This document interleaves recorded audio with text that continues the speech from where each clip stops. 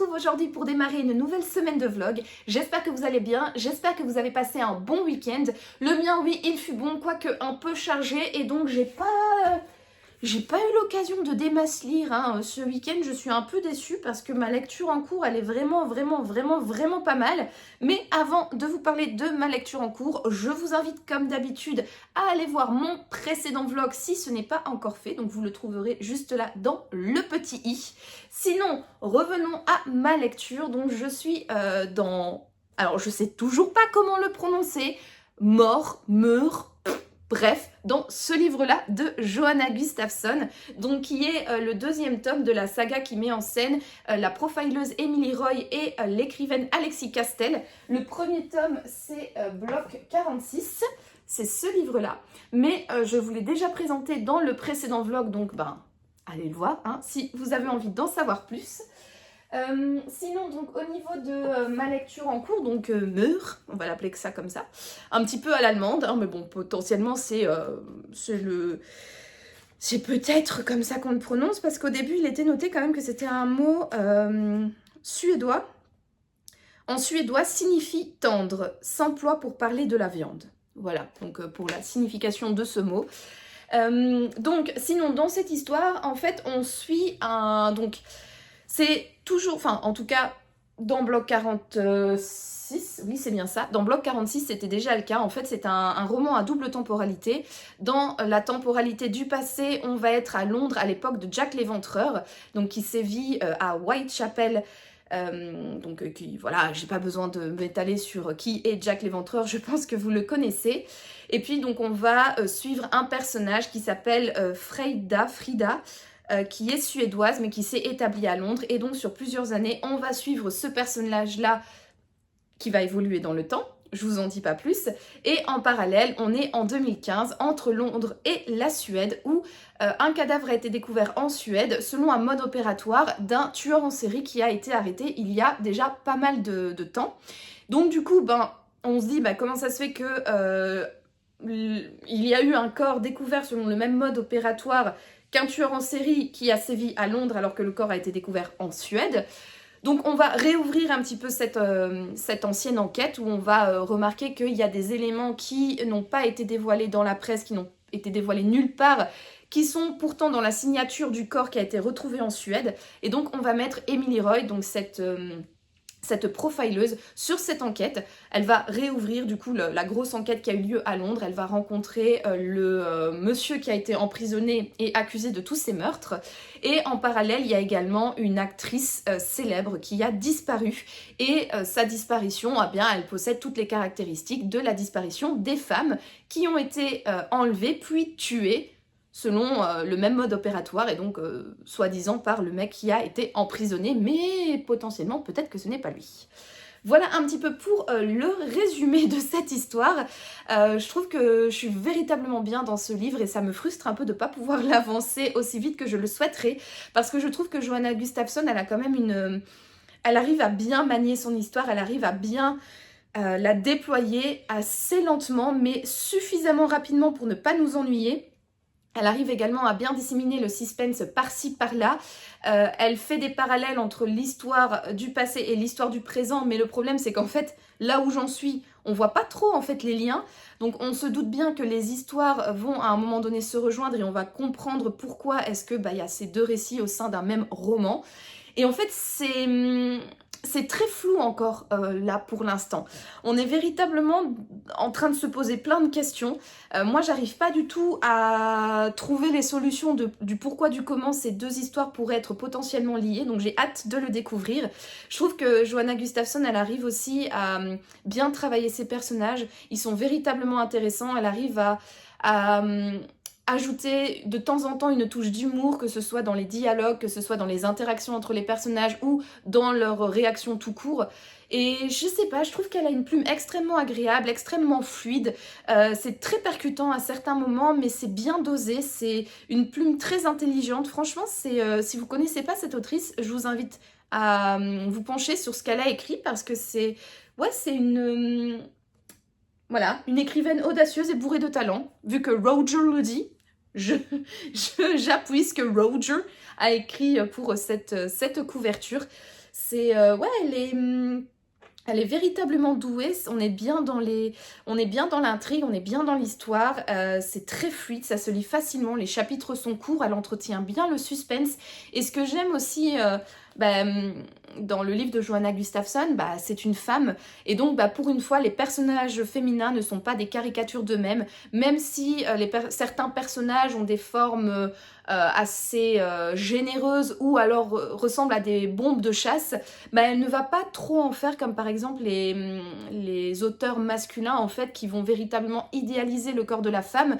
Là, elles ont leurs imperfections et en même temps, elles ont leurs caractéristiques de bombasse pour certaines, mais elle va pas en faire des tonnes, elle va pas présenter ça de manière un petit peu cliché où forcément tous les personnages sont extrêmement bien foutus, etc.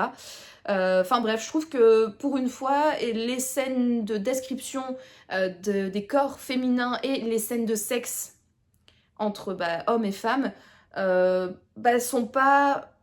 Enfin, on voit que ça a été écrit par une femme, quoi. Voilà, je vais pas commencer à essayer de trouver du vocabulaire précis pour expliquer ça. On voit que c'est écrit par une femme, et je trouve que là est toute la différence, en fait, par rapport à des descriptions de corps féminin et scènes de sexe décrites par un homme. Voilà. Donc, bah écoutez, moi, j'ai plus grand-chose à vous dire sur ce livre-là. Je vous ai fait une petite présentation de mon marque-page dans le vlog précédent comme minute culturelle, donc je vous invite à aller le voir si vous voulez en savoir plus sur... Attendez, hop, ce joli marque-page composé de plusieurs personnages avec des couronnes, avec des boucliers, avec des petits chevaux. Enfin, un petit cheval en l'occurrence, il n'y en a qu'un. Mais voilà, donc si vous voulez en savoir plus, je vous invite à aller voir mon précédent vlog. Et moi, c'est là-dessus que je vais vous laisser. Nous sommes lundi, qui dit lundi dit petit bain, routine skincare et lecture dans mon bain. Et je me réjouis parce que déjà, j'ai très froid. Il fait vraiment très froid au Luxembourg cette semaine. Et en plus, je me réjouis parce que je vais pouvoir continuer ma lecture. Je sais pas si je vous l'ai dit, mais au pire, je radote, hein, écoutez. Je suis à la page 200 sur 360 EGD, je pense. Sur 361 pages. Donc j'ai dépassé la moitié, il me reste plus que 161 pages à lire et j'ai hâte d'avancer, j'ai hâte d'en savoir plus. Et donc bah, je reviendrai vers vous avec peut-être un avis final ou en tout cas un avis sur mon avancement. Allez, je vous dis donc à plus tard.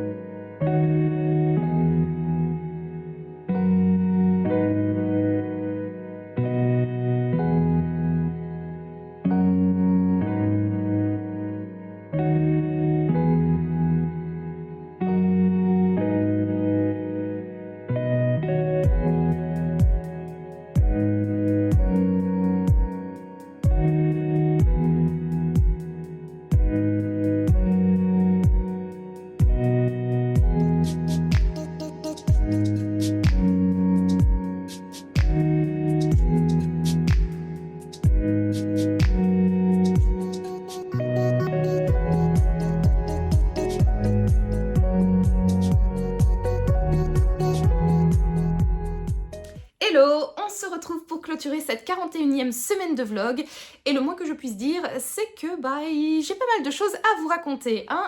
Au programme donc nous avons un update lecture.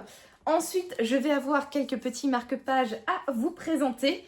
Et il y aura également, tenez-vous bien, un book haul. Et comme vous pouvez le voir, on a du pain sur la planche pour la présentation des livres. Alors, ceci s'explique par le fait que ce week-end, je suis allée avec ma copine Sophie, donc ma copine de book club, du compte Instagram The Curiosity of S, que je ne vous présente plus. Nous sommes allés à Paris, on a fait un week-end entre copines. Nous avons fait plein de choses, shopping, visite de musée. Mais qui dit week-end entre copines de book club dit bien évidemment visite, non pas d'une, non pas de deux, mais de plusieurs librairies. Et ben voilà, je m'étais quand même promis de faire attention, de ne plus trop acheter en cette année 2025 parce que ma palle déborde. Et puis au final, j'aurais tenu. On est parti quand? On est parti le week-end dernier, donc c'était le 18 et le 19. J'aurais tenu 18 jours. C'est déjà pas mal, je trouve que c'est déjà un exploit. Et donc voilà, je vais vous présenter tout ça tout à l'heure parce que je vais commencer par l'update lecture. Parce que j'ai terminé donc Meur, je ne sais toujours pas comment ça se prononce, de Johanna Gustafsson. Alors, ça, j'ai bien aimé ce roman. Globalement, je trouve que c'est une très bonne lecture. C'est prenant, c'est très addictif, pardon. Ça se lit vite, c'est agréable. On est bien dans l'histoire, on a envie de savoir. Je trouvais que le dénouement était très surprenant. Moi, en tout cas, je ne m'attendais pas du tout à l'identité du coupable. J'ai été fortement surprise. J'ai bien aimé les nombreux rebondissements qui sont présents dans ce roman. J'ai bien aimé un peu l'orientation du coup que donne Johanna Gustafsson à son histoire. En revanche, je trouve que il y a quand même un... Alors, je vais pas dire que je suis déçue par la fin parce que c'est pas ça, mais j'aurais bien aimé qu'elle soit un petit peu plus étoffée. En fait, on comprend les motivations du coupable. On apprend pourquoi, mais je trouve que comment dire, le pourquoi n'est pas assez développé à mon goût. J'aurais bien aimé en apprendre un petit peu plus, j'aurais bien aimé vraiment qu'elle creuse un peu cette facette en fait du méchant et qu'elle nous donne un petit peu plus d'informations parce que là en fait elle nous a un peu balancé son identité. Et même s'il y avait quelques petites explications, je suis quand même un petit peu restée sur ma faim. Voilà.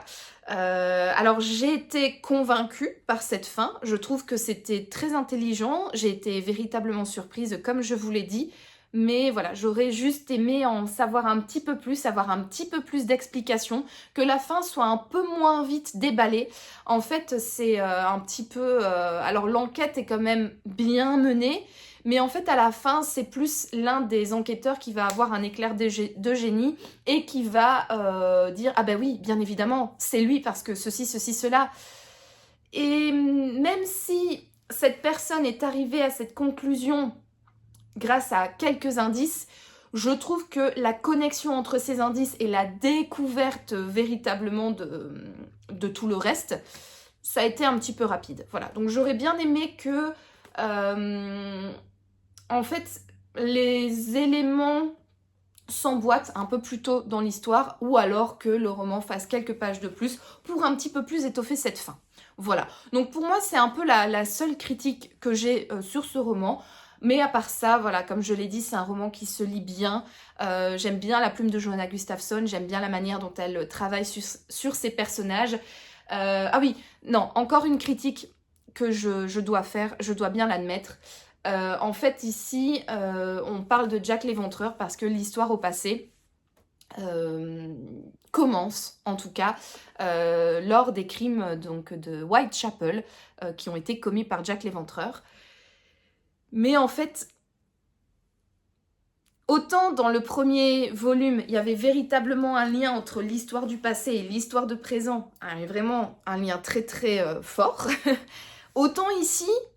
On démarre sur l'histoire de Jack l'Éventreur. Il y a un lien, mais véritablement très ténu avec voilà, les deux histoires qui se rejoignent. Et en fait, pour moi, autant dans le premier, ça se rejoignait comme ça, autant dans celui-ci, ça se rejoint comme ça, quoi. Voilà, il n'y a pas, voilà, pour un petit peu plus près, un tout petit contact, vraiment très minuscule. Mais voilà, donc en fait je trouve que le fait d'avoir mis en avant l'histoire de Jack l'Éventreur et l'histoire au passé qui tourne autour de Jack l'Éventreur, c'est un petit peu mensonger. Voilà. Donc, autre petite critique que j'adresse à ce roman. Mais sinon, voilà, pour reprendre ce que je disais, Johanna Gustafsson, je trouve que c'est une autrice qui est véritablement bourrée de talent. Elle développe bien ses personnages, c'est extrêmement intéressant. Elle a une plume qui est extrêmement fluide, qui est très agréable. Elle met de temps en temps des touches d'humour, que ce soit dans les dialogues de ses personnages, dans les réactions de ses personnages ou tout simplement dans la plume descriptive. Et moi, c'est une plume qui fonctionne très très bien avec moi. J'apprécie énormément lire les livres de Johanna Gustafsson. Et si je ne dis pas de bêtises, ce livre-là est le deuxième tome d'une trilogie. Et donc c'est sûr et certain que je vais la continuer et que je vais lire le dernier tome parce que j'ai envie de retrouver les personnages. Hein. Donc Emily Roy qui est, comment on appelle ça, comme dans Esprit criminel, qui est profileuse pour le Scotland Yard. Et Alexis Castel qui est écrivaine. Bon là, le rôle d'écrivain d'Alexis Castel n'a pas du tout été développé comme dans le premier tome. Mais c'est un personnage que je prends beaucoup de plaisir à retrouver. Donc voilà. Donc une bonne lecture avec quand même une ou deux critiques négatives, mais qui qui ne m'ont pas empêché d'avoir passé un bon moment et qui ne mettent pas de l'ombre à ce que je peux penser de ce roman. Pour moi, ça a été une très bonne lecture. Je lui ai donné la note de 16 sur 20 sur Livre Addict. Donc voilà, une mention bien, je trouve, pour ce livre-là. Alors, ensuite, après avoir terminé Meur, je ne sais toujours pas, j'ai enchaîné avec un autre livre, un livre que ma copine Sophie, toujours la même, hein, et moi, on a décidé de sortir de notre palle et de lire en lecture commune. C'est un livre qui nous faisait énormément envie, qu'on avait à la fois hâte de lire et à la fois pas du tout hâte parce qu'il s'agit du dernier tome de la saga des détectives du Yorkshire de Julia Chapman. Donc rendez-vous avec le destin. Alors, pour ne pas vous mentir, donc j'ai bien avancé, mais tout simplement parce que nous sommes aujourd'hui le vendredi 20, je ne sais pas, 25, je ne sais plus, 20, 21, 22, 23, 24, 24. Je sais plus. Le vendredi, très très tard, hein, du coup dans la semaine, j'étais censée clôturer le vlog lundi. Et si j'avais clôturé le vlog lundi, je n'aurais pas du tout été là. J'aurais été à la page 100, il me semble. Je pense que j'étais là lundi. Voilà. Donc j'ai bien avancé en fait dans la semaine. Je suis présentement à la page 328 sur 443. Donc voilà, j'ai bientôt fini le roman. Alors, si je vous avais pris lundi, en tout cas en début de semaine, je vous aurais dit que j'étais vachement déçue par le début de ce 10e tome. Donc, vous le savez, les détectives du Yorkshire, c'est ma saga de Cozy Mystery préférée. C'est un univers, donc l'univers de Bruncliffe, qui est ce petit village du Yorkshire, dans lequel évoluent nos personnages, donc Samson qui est détective privé, Delilah qui est une génie de l'informatique et qui a ouvert son agence de recherche des vallons, donc qui est une agence matrimoniale. On a son chien Calimero qui est très spécial. On a Ida qui est la femme de ménage, qui a un sale caractère mais qui a un énorme cœur et qui est toujours là pour aider donc Samson et Delilah.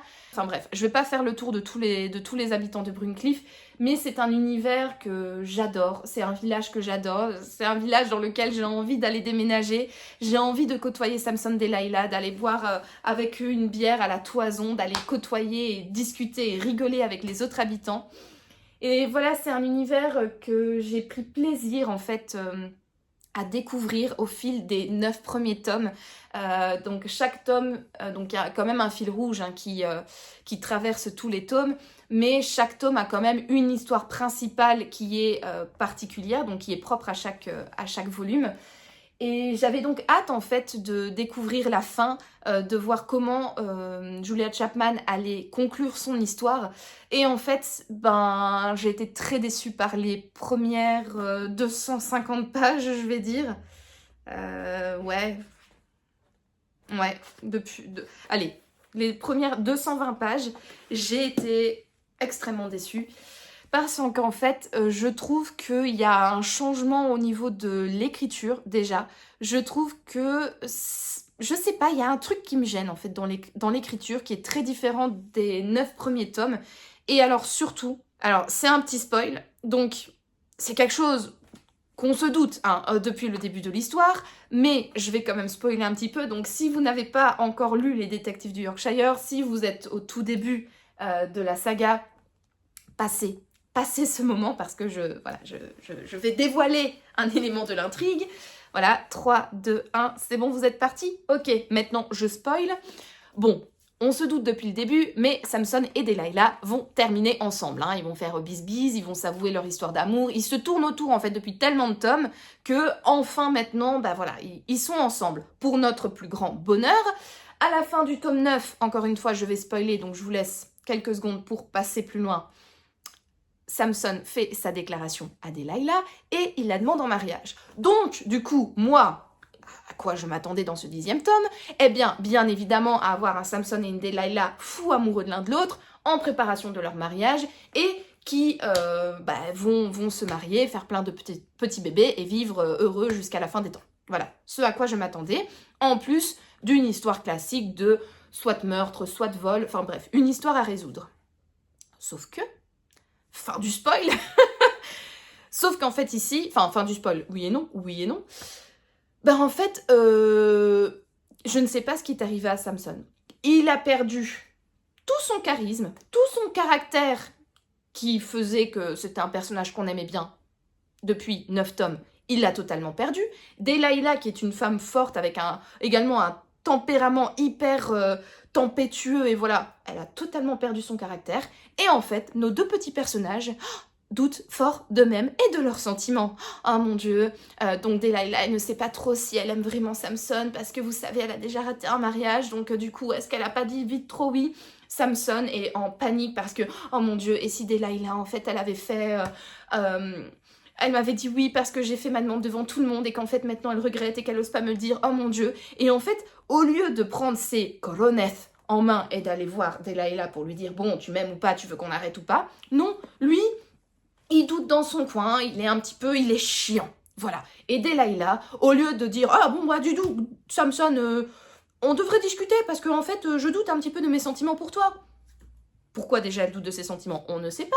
Mais le fait est que, pourquoi, pour une fois, Delilah devient toute calme et perd tout son tempérament qu'on aimait depuis les 9 premiers tomes. Voilà. Et donc, le début de ce roman, c'est Samson et Delilah qui s'évitent, qui ont plein de questions et qui ont plein de doutes. Oui, non, non, oui, oui, non, non, oui. C'est chiant. Franchement, c'est vraiment chiant. Et on va pas se mentir, dans les 220 premières pages, il ne se passe rien. En tout cas, rien d'intéressant. Il y a un mini suspense dès le début, mais qui est très très vite tiré en longueur. Mais alors, tiré en longueur, mais je ne vous le dis pas. C'est pas du tout français, mais bon, vous avez compris. Ouais, non, franchement, je vais pas mentir, je suis un peu déçue. Alors là, bon, c'est ce que je vous aurais dit lundi. Là, j'ai bien avancé, comme je vous ai dit, je suis à la page 328. Donc, à la page plus ou moins 220, il se passe enfin quelque chose de palpitant. Et là, je trouve que depuis, du coup, 110 pages, on retrouve un petit peu le dynamisme des 9 premiers tomes, le dynamisme des détectives du Yorkshire que l'on aime et que l'on apprécie. Donc, je suis contente d'avoir tenu bon et d'avoir continué parce que, enfin, il y a de la matière, il y a du suspense, etc. Mais on sent malgré tout l'influence du début du roman avec ce suspense qui tire en longueur. Il y a un manque de rebondissement, pardon. Il y a un manque également de moments cosy avec les personnages, mais cosy agréables et pas juste voir ces deux nunuches en train de douter de leurs sentiments et des sentiments de l'autre, qui n'osent pas se parler parce que, pourquoi? Voilà, parce qu'il faut bien faire traîner le suspense pendant encore sur 400 pages, quoi. Donc voilà, je suis contente qu'il y ait quand même un petit peu ce dynamisme qui revient, mais je vais pas mentir, dans le fond, je suis quand même déçue. Et honnêtement, alors je sais pas si c'est parce que j'attendais tellement de ce 10e tome, mais là, en fait, c'est même pas que j'en attendais tellement, c'est juste que, objectivement, il est en dessous des autres. Clairement, ouais, je suis un peu déçue. Et franchement, ça me fait mal au cœur parce qu'en plus, Julia Chapman, c'est une autrice que j'aime bien. Je la trouve agréable. Elle est toujours hyper réactive sur Instagram, à commenter tous les posts, les stories, etc., à les reposter. Et je suis un peu... Voilà. J'espère quand même que ça se terminera en apothéose, que tout est bien, qui finit bien avec Samson et Delilah qui vont se marier et vivre heureux jusqu'à la fin des temps, avoir plein de petits bébés et plein d'autres petits chiens. Mais là, j'avoue que je peux pas oublier les 220 premières pages qui ont quand même clairement noirci, là pour le coup, l'image que j'ai de ce livre. Et je trouve ça dommage en fait de conclure cette saga coup de cœur par un livre un petit peu plus décevant que les autres. Voilà, donc à voir la fin, parce que comme je vous l'ai dit, je ne l'ai pas terminé, donc potentiellement que dans les 110 dernières pages, il va peut-être avoir un retournement de situation de dingue et je vais revenir vers vous en disant oh, « Attendez les gars, oubliez tout ce que je vous ai dit dans le vlog précédent, ce livre il est génial !» Mais moi, je penche plutôt pour le fait que je vais confirmer mon avis. Voilà. Donc à voir, stay tuned, hein, comme j'aime bien le dire. Et de toute manière, vous en saurez plus dans le prochain vlog à propos donc, de mon avis final sur ce livre-là. Sinon, maintenant que l'update lecture est fait, je vais passer à la présentation de mes marque-pages. Donc, nous sommes allés en librairie. Attendez, hop, ouais, non, c'est bon.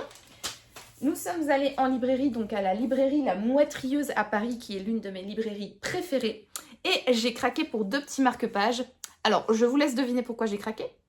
Alors oui, là, il y a des livres, mais surtout, il y a des petits chats. Il y a là un petit chat avec une pile de livres, voilà, polar, roman graphique, histoire, bande dessinée, voilà, prix Nobel, etc. Donc, je trouvais que c'était un marque-page qui me correspondait totalement. Une dame qui tient une pile de livres extrêmement grande, référence à ma palle, et un petit chat, donc clairement, c'est pour moi. Je vais peut-être le mettre devant mon visage pour que vous le voyez mieux.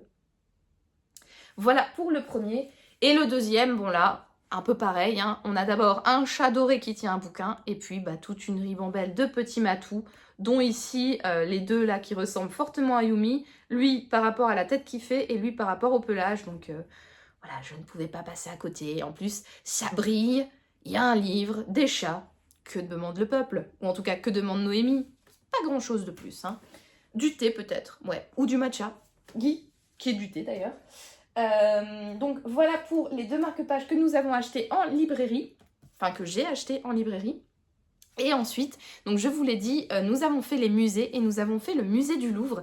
Et du musée du Louvre, j'ai ramené ce petit souvenir, donc qui est donc un tableau hein, de Léonard de Vinci, c'est la Vierge au Rocher, qui a été peint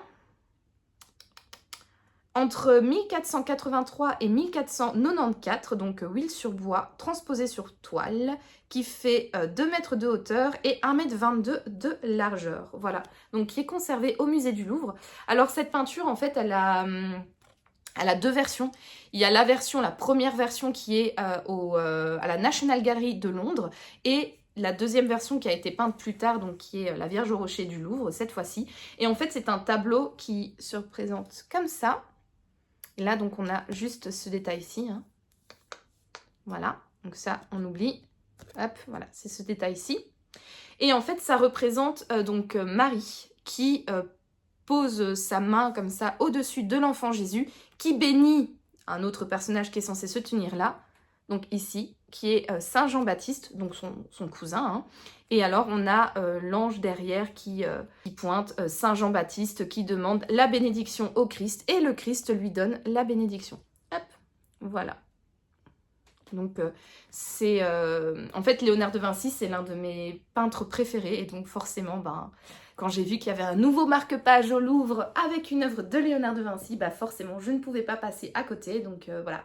La célèbre Vierge au Rocher, ou comme Audrey Tautou le dit dans Da Vinci Code, Madonna of the Rocks, la Vierge au Rocher de Vinci. Toum, toum, toum, toum. Bref, je le fais très bien, hein, n'est-ce pas? Donc voilà, pour la mini-minute culturelle, pour ce vlog donc, très très rapide, hein, et très très brouillon d'ailleurs ce point culture, mais bon, voilà, il n'y a pas non plus grand-chose à dire. sur ce marque-page. Après la présentation de marque-page, on va passer au book haul. Donc on va commencer en fait par un livre. Alors cette fois-ci, ce n'est pas moi qui l'ai acheté, c'est ma belle-mère qui me l'a offert. Elle a été faire un tour dans un PAL Center ici au Luxembourg et elle est tombée sur un livre qui lui a fortement fait penser à moi et donc elle me l'a acheté, enfin nous l'a acheté pour mon mari et moi. Donc il s'agit de La Dame du Pondois de Pierre Nothomb. Donc en fait le château du Pondois, c'est un château qui est situé à Abbé-la-Neuve et c'est là où on s'est marié avec mon mari. Et du coup c'était en fait un château qui appartenait à la famille Nothomb, donc de la famille de Amélie Nothomb. Et Pierre Nothomb, donc qui est si je dis pas de bêtises, le grand-père d'Amélie Nothomb, était écrivain et il a écrit ce livre-ci. Je vais vous lire le résumé. En 1742, Louise de Lamberty épouse Christophe du Beaumoulin, marquis du Pondois. Leur histoire a marqué la région de Abbé. On parle encore de cette femme que l'on dit libertine, impie, folle dépensière, humiliant le petit peuple par ses extravagances, et son mari, un brave homme dépassé par tant d'excès. Pour lui faire payer un mariage malheureux, elle l'aurait conduit jusqu'à la ruine. La fortune des forges de la vallée de la Rule fond en un éclair et le château doit être vendu. Et s'il y avait, derrière le mythe, une autre réalité? Passionné par cette jeune femme qui le suit à l'orée d'une forêt sombre, le marquis est prêt à tout pour la protéger. Il ne lui refuse rien et la maintient dans l'insouciance et le bonheur, loin des contraintes et du mal. Ne lui dites rien, monsieur, ne lui dites rien. Qu'elle ne sache rien, jamais rien. Il ne faut pas abîmer sa joie. À contre-courant de la légende, Pierre Nothomb livre un récit profond sur celle qu'il avoue avoir commencé à aimer lorsqu'il s'est installé 2 siècles après elle au château du Pondois. Voilà donc une histoire qui tourne autour des anciens propriétaires avant la famille Nothomb. Alors je sais pas trop si c'est je pense que ça doit être un roman. Je pense que ça doit être une fiction. Donc autour de cette marquise. C'est vrai qu'il y a une réputation assez sulfureuse qui a marqué en tout cas l'histoire de ce château. Et voilà, donc comme c'est un lieu qui est très important pour nous, pour notre histoire de couple, eh bien j'ai fortement hâte de le découvrir et de voir un petit peu plus cette histoire donc de la marquise du Pondois. Donc voilà pour le premier livre de ce book haul qui est donc un cadeau.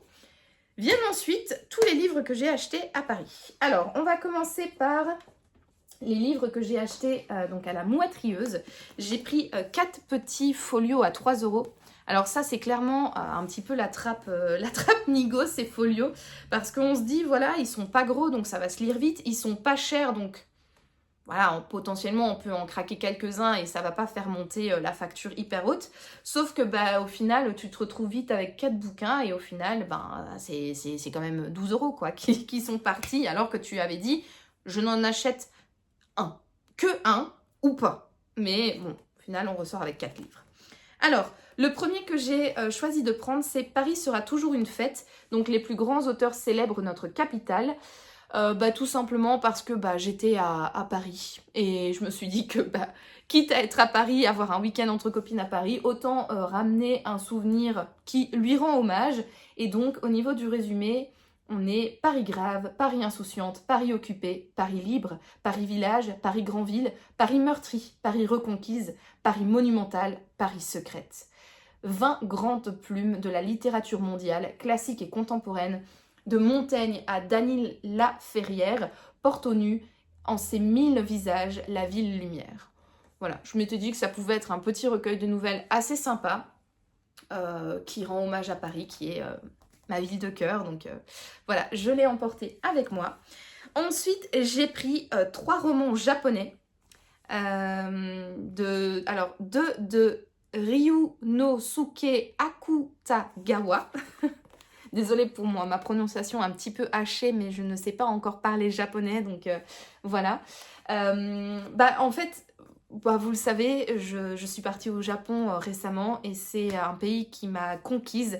C'est un pays que j'adore depuis que je suis toute petite et depuis un certain temps, je me mets à lire de la littérature japonaise de manière assez régulière, et donc j'avais envie en fait d'approfondir ma connaissance de la littérature japonaise, et je trouve que les petits folios à 3 € comme ça, c'est toujours des bons moyens de découvrir des plumes quand on ne sait pas trop vers quoi s'orienter. Bah là on se dit les livres ils font quoi? Ils font une 60aine de pages, ça coûte 3 €, bah on peut pas faire d'erreur en fait en les achetant, et j'aime bien découvrir des plumes par ce biais. Donc j'avais notamment déjà acheté des Jules Verne, j'avais acheté un Zola parce que Zola, sa plume et ce personnage m'a traumatisée pendant mes études secondaires, vu les profs qui nous ont obligés à lire Germinal, qui a été l'une de mes plus horribles lectures, en tout cas souvenirs de lecture, traumatisme de l'école, et en fait, j'ai lu encore des auteurs russes comme ça, Alexandre Dumas, je l'ai commencé aussi par un petit folio. Enfin bref, à chaque fois, je me tourne vers les folios qui étaient à l'époque à 2 € et maintenant à 3 € pour découvrir un auteur, découvrir une plume, découvrir un univers également. Et voilà, en me disant que en faisant ça, je m'engage pas dans un roman qui fait 350 pages, que je vais subir et qui a coûté 7 balles, qui au final auront été dépensées pour rien. Donc c'est pour ça que je privilégie toujours ces petits formats qui peuvent parfois être de véritables belles découvertes. Donc du coup, revenons à notre Akutagawa. Donc j'ai pris deux romans slash... deux nouvelles plutôt. Enfin bref, 2 récits de cet auteur. Le premier, c'est Rashomon et autres contes. Au niveau du résumé, donc un mystérieux qui hésite entre le vol et la mort s'abrite de la pluie sous la porte Rasho, une ruine transformée en charnier. Dans la pénombre du crépuscule, il découvre une vieille hirsute et fantomatique en train d'arracher les cheveux des cadavres. Violent, étincelant, souvent terrifiant, ces brefs récits plongent le lecteur dans les ténèbres d'un Japon de légende, peuplé de sorcières, de brigands et de personnages aussi surprenants qu'inquiétants. Voilà. Donc, Japon, légende, sorcière, brigand, personnage surprenant et inquiétant, c'est pour moi. Une vieille folle qui arrache les cheveux des cadavres, c'est pour moi. Voilà, donc ça me tentait, ça m'intriguait. Donc je me suis dit, voilà, je l'emporte avec moi. Au niveau du deuxième, c'est La vie d'un idiot, précédé d'Engrenage. Un homme prend le train pour Tokyo. Un passager lui parle d'un fantôme en manteau de pluie. Quelques instants plus tard, il croise une personne en manteau de pluie. Trop léger pour la saison. Dans sa chambre d'hôtel, un 3e manteau est posé sur le dossier de son fauteuil. Autant d'indices de l'engrenage qui entraîne le narrateur vers la folie. 2 nouvelles posthumes de ce grand auteur de la littérature japonaise, terribles pages qui préparent la mise en scène de son suicide. Voilà. Donc, grand auteur de la littérature japonaise, quand même des nouvelles aux thématiques assez particulières. Encore une fois, j'étais intriguée, donc je me suis dit, il est pas très long, il est pas très gros, il coûte pas très cher. Allez, je l'embarque, YOLO. Et alors, le 4e livre que j'ai pris, c'est donc une nouvelle de Kenzaburo Oe, 17. Au niveau du résumé, du coup, un adolescent fête ses 17 ans dans l'indifférence de sa famille, en pleine décomposition. Complexé, mal dans sa peau, incompris de ses parents, il est terriblement frustré. Omnubilé par ses pulsions sexuelles, il s'est replié sur lui-même et toise ses camarades d'un regard méprisant. Il constitue une proie idéale pour les militants d'extrême droite qui recrutent des jeunes pour donner la claque lors des meetings du Parti de l'Action impériale. Inspirée de faits réels, cette nouvelle du grand maître de la littérature japonaise contemporaine, prix Nobel de littérature 1994, nous plonge dans le mal-être du Japon des années 60. Donc là, clairement, quand j'ai lu maître de la littérature japonaise contemporaine, prix Nobel, histoire du Japon des années 60, je me suis dit, voilà, moi qui a véritablement envie de connaître un peu plus l'histoire du Japon, et également un peu plus la littérature japonaise, clairement, ce livre-là m'avait l'air parfait pour ces occasions, donc je l'ai emporté avec moi. Ensuite, on va continuer dans la littérature japonaise parce que j'ai encore pris 3 livres d'auteurs japonais. Alors, le premier, c'est La République du Bonheur de Ogawa Ito. Ça, en fait, je l'ai découvert récemment, mais il s'agit de la suite de La Papeterie Tsubaki. Et en fait, La Papeterie Tsubaki, c'est le premier livre que j'ai lu en 2024. C'est un livre que mon mari m'avait offert et c'était un livre que j'avais véritablement apprécié. J'ai trouvé qu'il était parfait pour s'immerger dans l'histoire japonaise, enfin plutôt dans la culture japonaise. En plus, comme on parle de papeterie, on parle de papier, de bic. Moi, je suis une énorme fan de papeterie. Je ne compte plus le nombre de bics, de cahiers, de trousses que j'ai ici à la maison. Et j'avais été particulièrement touchée par l'histoire parce qu'on suit, donc elle s'appelle Atoko, qui est en fait une écrivaine publique. Donc écrivain public, c'est quelqu'un qu'on va voir donc au Japon pour lui demander d'écrire à notre place une lettre. Donc par exemple, je sais pas, moi j'ai envie d'écrire à mon conjoint une lettre d'amour, je vais aller voir cette personne pour lui écrire cette lettre à ma place. J'ai envie d'écrire à mon patron comme quoi, voilà, j'ai des problèmes dans la société, je n'ai pas envie de le faire moi-même, donc je vais aller demander à cette écrivaine de le faire à ma place. Et elle, cette écrivaine publique, elle va prendre le temps de choisir le papier adéquat, de choisir l'élément qui inscrit les lettres adéquates. Donc est-ce qu'elle va prendre une plume avec de l'encre, quelle couleur cette encre, quelle plume, est-ce qu'elle va prendre un bic, est-ce qu'elle va prendre un crayon, enfin voilà, elle va véritablement choisir tout le matériel pour écrire cette lettre, et puis ensuite en fonction du message, elle va le rédiger d'une certaine façon et avec certains caractères, enfin voilà, une certaine écriture, etc.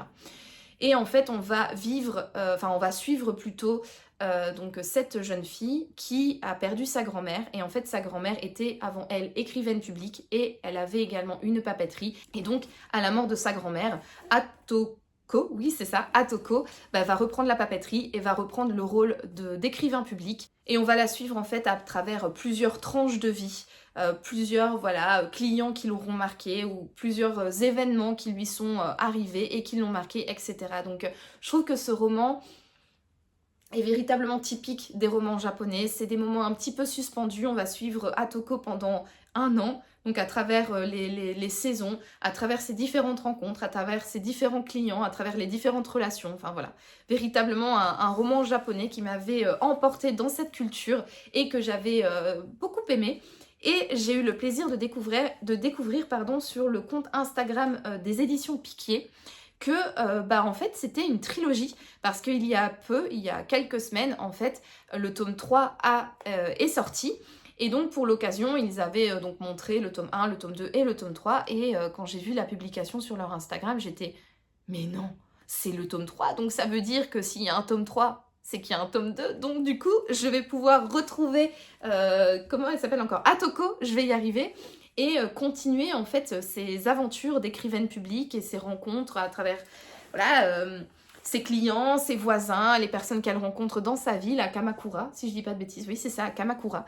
Donc j'étais joie, j'étais bonheur, et donc quand j'ai croisé le chemin de ce livre à la librairie, j'avoue, j'ai pas longtemps hésité à le prendre avec moi. Je me suis dit que c'était un livre qui devait absolument rejoindre ma palle.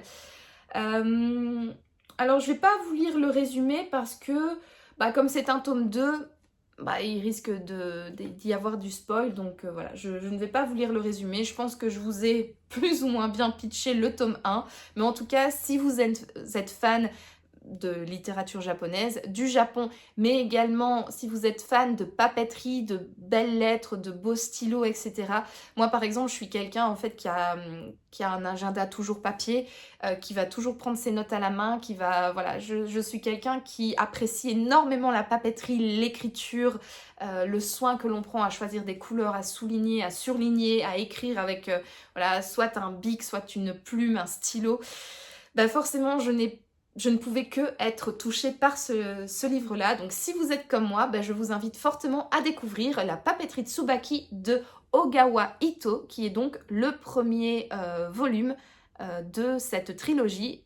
Et donc le livre qui est juste avant ce tome-ci, donc La République du Bonheur de toujours Ogawa Ito. Voilà.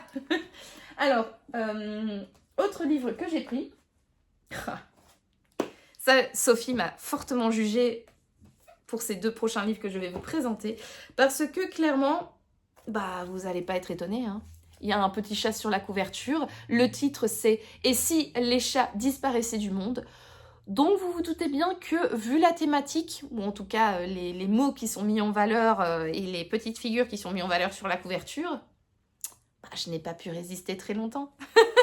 Non, en vrai, celui-là, j'avais croisé son chemin quand on avait fait notre petit tour à la librairie du Louvre et je ne l'avais pas pris avec moi. Et le lendemain, quand on est allé faire un tour en librairie et que j'ai recroisé son chemin, je me suis dit, ah, je vais peut-être le prendre parce que le résumé me vendait quand même du rêve. Alors, donc, Et si les chats disparaissaient du monde de Genki Kawamura. À 30 ans, le narrateur de ce livre apprend par son médecin qu'il est condamné. Il ne lui reste plus que quelques semaines à vivre. Aussi, lorsque le diable, cet étonnant visiteur en short, lui propose un marché, n'hésite-t-il pas longtemps. Les clauses du contrat? Effacer chaque jour que Dieu fait une chose de la surface de la terre lui vaudra 24 heures de vie supplémentaires. Les téléphones, les montres, jusqu'ici, c'est à qui prend gagne. Mais lorsque le diable lui propose de supprimer les chats, sa vie va basculer une deuxième fois. Ah, trop bien. Donc j'avoue celui-là, de tout ce que j'ai pris ce week-end, il y a la République du bonheur qui me tente, mais je pense que celui-là, celui-là, il me tente vraiment bien. J'ai hâte de voir en fait comment cette histoire va se déployer, comment... Voilà, et qu'est-ce qui va arriver au chat? Est-ce qu'il va les faire disparaître? Est-ce qu'il va accepter de mourir pour sauver nos petites boules de poils préférées? Je ne sais pas, et en tout cas, j'ai hâte de le découvrir. Donc voilà pour un autre achat. Ah, achat, chat. Et ben, encore un autre achat, chat. Ce livre-ci, Le chat qui venait du ciel de Hired Takashi. Voilà. Est-ce que j'ai choisi ce livre parce qu'il y avait un chat sur la couverture et chat dans le titre? Oui, tout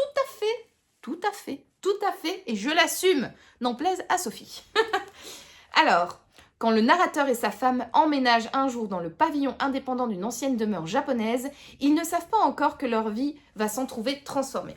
Car cette demeure est entourée d'un immense et splendide jardin, et au cœur de ce jardin, il y a un chat. Sa beauté et son mystère semblent l'incarnation même de l'âme du jardin, gagnée peu à peu par l'abandon, foisonnant d'oiseaux et d'insectes.